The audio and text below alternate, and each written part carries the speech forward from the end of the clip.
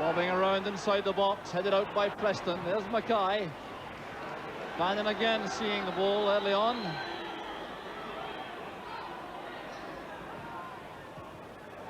That's good defending by David Neary. Mead is all on his own.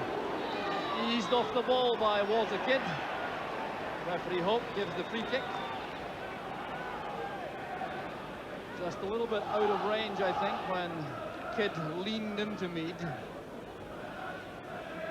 Sporting Lisbon and Arsenal were his former clubs. Alec MacDonald in the Hearts dugout. Strange to see him without Sandy Jordan in close attendance.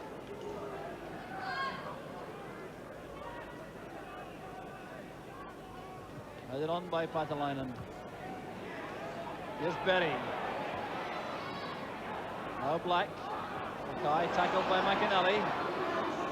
Here's John Cahoon. Ferguson's layoff, intended for Mackay. Krivokapic getting back to make that challenge on Bannon. Hearts continuing their good start to the match. Keeping the pressure on. This is Cahoon.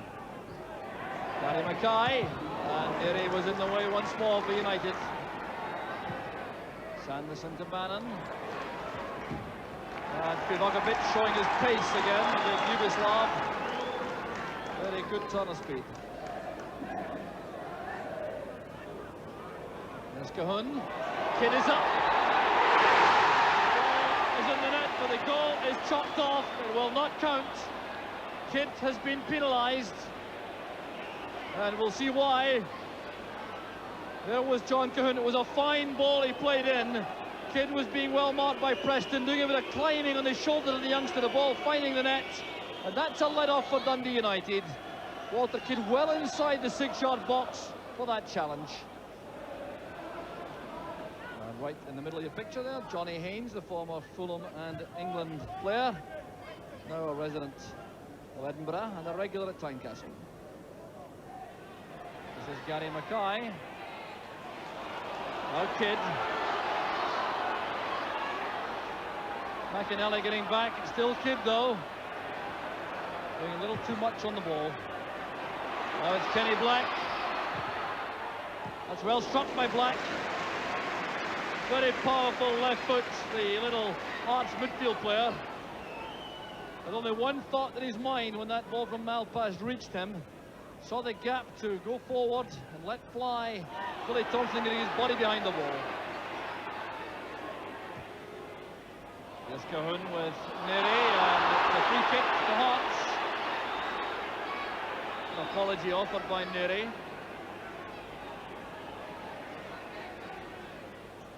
The referee now having a word with Mixu Patalainen, who's certainly been putting himself about up front for United, and clearly he's had one or two things to say to the referee. That's what's caused that. What a warning.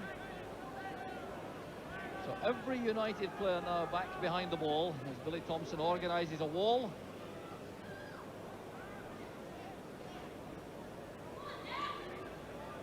Mackay to Black. There's Ian Ferguson. Superbly struck by Ferguson. There are few players in the country better for this kind of shooting. Played just wide of the wall, and there was Ferguson with a dead ball just over the bar.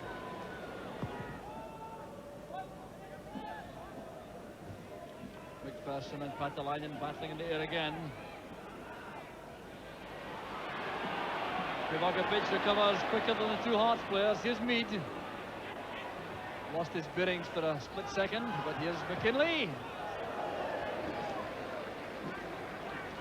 Well, Billy McKinley certainly is mobile in that midfield area, the 19-year-old for Dundee United.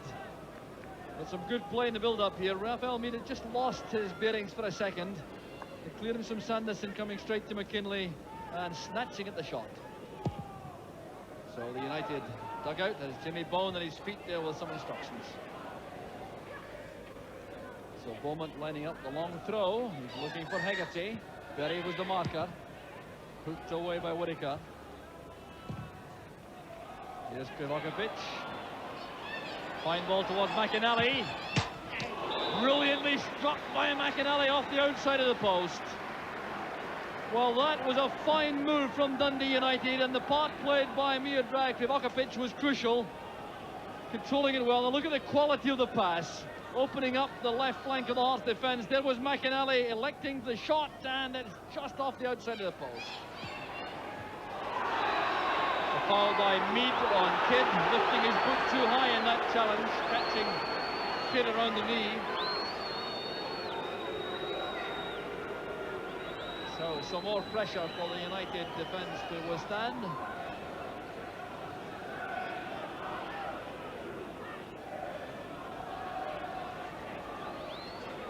Ian Ferguson looking for space around the box with Jimmy Sanderson over the free kick. Towards Dave McPherson. There's Bannon. Off the top of the bar from Eamon Bannon. Well, that almost caught Billy Thompson a couple of yards out. The presence of McPherson caused a lot of problems there for the United defence. Patalainen got a touch. There was Bannon. And you could see Thompson a couple of yards off his line. Happy to see that bounce off the bar. Preston's header. McInally gets it first. Here's Patalainen. Preston hanging back to make an angle. Hasn't had a lot of change out of Kidd so far in the match. That's better play from Preston. And the header by Berry is picked up by McCarthy. There is Alan Preston. Appears to have damaged the knee as he tried to pull that cross back after taking on Walter Kidd a moment ago. Clearly in serious trouble. And there is a free kick, and this time the referee will allow attention for Preston. So here's Preston again now. I don't think Walter Kidd will be too proud of this when he sees it again. His tackle certainly appeared to be high, and Preston took the full brunt of that. And in fact, United are waiting no longer about a substitution. The referee hasn't spotted that at the halfway line, the activity there. There's Ian Ferguson. Blocked by Neri. Back it goes to Mackay. Well, two attempts on goal from Hearts. Free kick initially by Ian Ferguson, blocked by Neri. The first time shot, left-footed by Gary Mackay, wide of the target. Gary's header, there's Mackay. Foul by Patalainen. He'll have to be careful, he's already been booked in the match.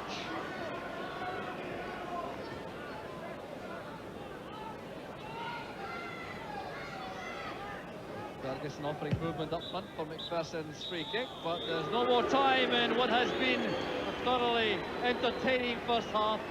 So an enthralling second half to come. Don't miss that. The half-time score, Hearts 0, Dundee United 0. Underway, and United with a change of pattern, I think, with Kevin Gallagher in attack, replacing the injured Alan Preston. First match between the sides this season, finishing in a no-scoring draw at Tannadice. There were 2 draws last season, and there were 2 good thumping victories for Hearts also. They won 4-1 here against United a year ago. They also won 3-0 at Tannadice in one of the league matches. There's Kenny Black. The header was by pass. Here's Eamon Bannon, a great chance for Hearts. Trying to steer that beyond Billy Thompson. John Cahoon looks frustrated on the 6-yard line. The header came from Malpass. There was Bannon. Cahoon wanted that laid back inside, but Bannon tried the shot. Here's Gary Mackay. Now Black. Mackay again. Brought down by Beaumont. Calculated foul that, I think, by Dave Beaumont. John Cahoon, slid in by Black. Goes McPherson. Challenged all the way by Hegarty. Good defensive play by Paul Hegarty. Challenging well in the air. Corner kick taken short already. There's Kenny Black looping it in. Up goes Patalainen, and the overhead effort from Ferguson. An acrobatic effort that from the Hearts striker. Played in by Kenny Black. McPherson causing problems. He came up there to Patalainen. There was Ian Ferguson, challenged instantly by Neri, and the shot goes over the top.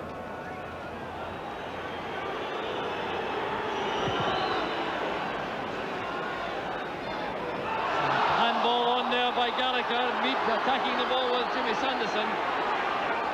The handball against Gallagher. Another United player on the ground at Raphael Mead, who's inside the Hearts penalty area. Clashed there with Sanderson. The goal kick has been given, and now there will be treatment for Raphael Mead. Referee Douglas Hope has certainly had to call on the physio for United frequently. Well, let's see how that happened once again. It was the handball on by Kevin Gallagher. There was Mead with Sanderson. Rather ungainly fall, certainly an accidental clash and an awkward landing for Mead. So Raphael Mead being carried from the field. He is being replaced now by Dave Bowman. So a further alteration to the tactics. Dave Bowman trying to communicate with Miodrag Krivokapic to identify to him the change of tactics.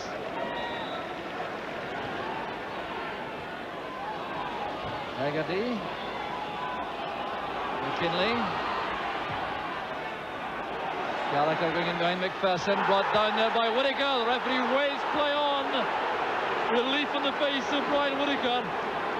United fans behind Henry Smith incensed by that decision. Well, there was Whittaker with Kevin Gallagher. Now it looked as though Whittaker played the ball and he made the challenge. The referee appeared to be correct.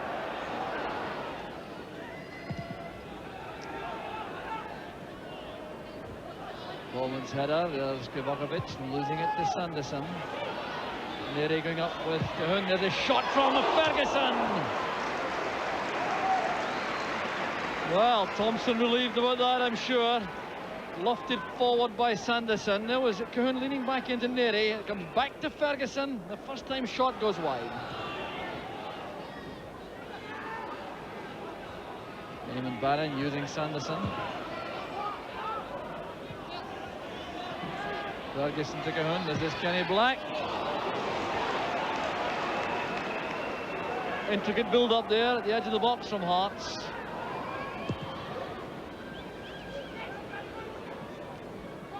Patalainen's touch on, allowing Gallagher to run on the left for United.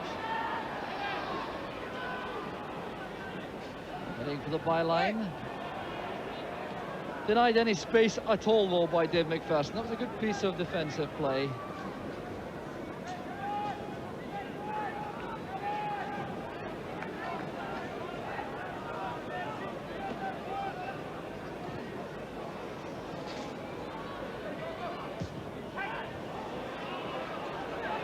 Finds its way to Ian Ferguson, who's tackled instantly by Hegarty. Here's Krivokapic. Hustled out of that by Bannon. Well, it's a lucky break of the ball, the Yugoslav. He has Bowman on the outside. Early cross fired in towards Patalainen, and Gallagher just missed it. That would have left Smith helpless. Good play from United. Krivokapic to Bowman, the first time cross. Patalainen getting up well, and Gallagher couldn't quite reach it.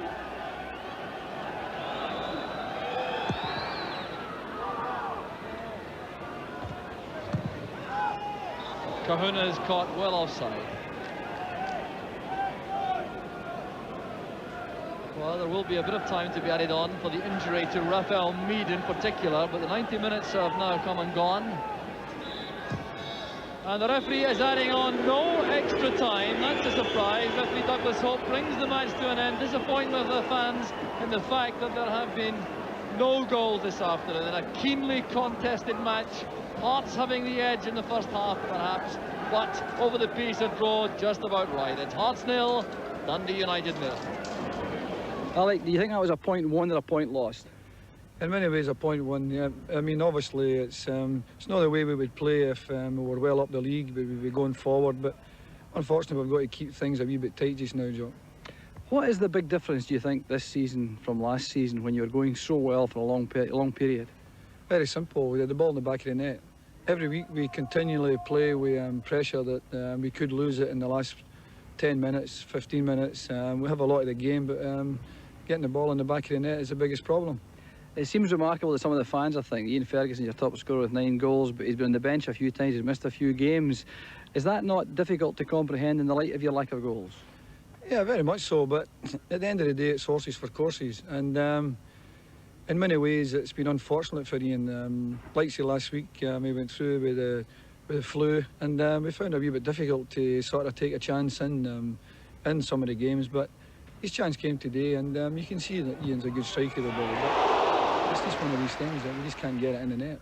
Well, a big game, of course, is coming up in midweek, the Velez Mostar match. How do you feel set up for that? Well, it seemed to be a wee bit pressure off the players. It's one of these things that in front of the home crowd, and they'll be right behind us. Unfortunately, they're suffering a wee bit just now in the Premier League, so they're a wee bit, you know, you get a wee bit edgy. They're looking for the first mistake, but quite sure on Wednesday they're right behind the players, and it's very important to us. From the players' point of view, playing in Europe in this situation, the last Scottish survivors, is that something you think might give you a springboard to get right back in the rails in the league? Yeah, I think so, because at the end of the day we've had so many phone calls trying to help us, small bits of information about the team. We've had obviously the tape from Big Davy Syme, which is magnificent, and we've had a tremendous response from people who try and help us. You know, but I say a wee bit of pressure and a wee bit. It's in Europe, it's not the Premier League. Certainly we'll be looking forward to it. And you're looking forward to a lot of backing from the fans? Well, obviously, as I say, you know, if we get the ball in the back of the net, then they're always right behind us. But they're no different for anybody else. Only hope that we can maybe get some of the injuries cleared up. Alec, the very best of luck for Europe. Thanks very much. Cheers, Joe. Thanks for you. Yes, a point apiece at the end of the day, and a similar scoreline at Dundee moves Aberdeen 1 point closer to Rangers, whom they meet at Ibrox next Saturday. And suddenly, after a Frank McAvenny winner against Hibernian, Celtic are in that three-way tie for third place. Next week, Celtic are at Love Street, and Dundee United are at home to Hamilton, who lost 4-2 at home to St Mirren. The Lanarkshire neighbours' Motherwell are still looking for their first win.